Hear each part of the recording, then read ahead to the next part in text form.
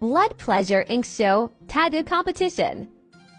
For today's video guys, ngayon yung isa sa araw na inaantay natin kasi once a month na lang tayo makalaro talaga sa mga tattoo competition. Pagpasensya nyo na yung boses ko para ako may blade sa lalamunan ngayon. Anyway mga boss, tayo ay dumayo ngayon sa Novaliches para sa gaganapin na tattoo competition dito sa may Nova Desi Convention Center. At di gaya ng mga dati kong atake sa competition, tayo ay gagamit ngayon ng pyesa naman na hindi naman portrait kasi kadalasan portrait talaga yung ginagawa ko sa mga competition Although technically portrait pa rin siya pero hindi siya totally mukha lang talaga ng regular na tao. Kasi ang gagamitin natin na pyesa ngayon is Avengers, which is si Hulk at saka si Iron Man. Sobrang solid din talaga ng event. Sobrang dami naglaro. Sobrang dami kong nakaka-apira, nakaka-picturean. Actually, sa sobrang dami nga nung naglaro, ang hirap ng kumilos talaga. Hindi mo alam kung saan ka dadaan. Mamaya makapatid ka ng mesa. At mismo doon sa may labas ng hall, marami na rin nagtatato, marami na nag-setup doon para doon na lang sila kasi hindi na talaga kasya sa loob. At yung pyesang ginamit pala natin mga boss, hindi na talaga siya napagplanuhan. Kumbaga, basta Avengers lang daw para kapares nung dating tattoo ni Bossing. Rektahan na, wala nang maraming revision. Kasi medyo busy tayo nitong nakaraan, sobrang dami nagdaan na session. At dito naka-break kami ni Bossing. Oops, sandali, napindot yung front cam. Flex na rin natin kung saan tayo nakapwesto. Ayan, sobrang daming tao sa paligid, sobrang siksikan. Naalala ko pa dati nung naglalaro ko sa competition, sobrang lalaki ng mga ginagawa kong pyesa, parang full leg o full sleeve siya. Although kaya naman tapusin yung pyesa kahit full sleeve or full leg sa isang competition. Ang problema kasi kumisa nakukompromiso yung quality. At mga bandang alauna na nagsimula yung judging. And yun tayo nakakuha ng champion sa Best of Show.